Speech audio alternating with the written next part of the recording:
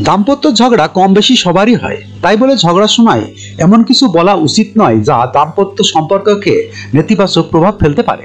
অনেকে রাগের মাথায় ঝগড়ার সময় সঙ্গীকে আজে বাজে অনেক ধরনের কথা বলে ফেলেন, যা একেবারে উচিত নয়। চলুন জেনে নেওয়া যাক কোন কথাগুলো বলা উচিত নয় ঝগড়ার সময়। 1. অনেকেই ঝগড়ার সময় সঙ্গীকে বলে বসেন, তুমি আসলে কোনো কাজেরই নাও। সেক্ষেত্রে সঙ্গী মনে কষ্ট পেতে পারেন, এমন কথা ভুলেও সঙ্গীকে বলবেন না। 2. ঝগড়ার সময় রাগের মাথায় ব্রেকআপ বা ডিভোর্সের কথা বলে ফেলেন কেউ কেউ। এ ধরনের কথাবার্তার কারণে কিন্তু সত্যি সম্পর্ক ভেঙে যেতে পারে, তাই এমন কথা একেবারেই নয়। 3. আপনি কোনো সমস্যায় পড়লেন, তা লুকিয়ে না রেখে সঙ্গীকে জানান। তুমি বুঝবে না বলে সঙ্গীকে অবহেলা করবেন না।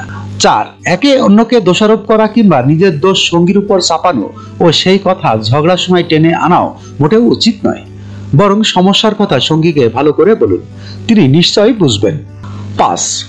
ছোট কথা থেকে ঝগড়া শুরু হয় আর পরবর্তীতে বড় আকার ধারণ করে।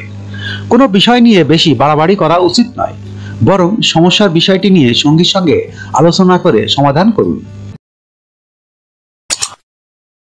যখনকার খবর তখনই দেখতে চোখ রাখুন সুন 24 টিভিতে। চ্যানেলটি সাবস্ক্রাইব করুন।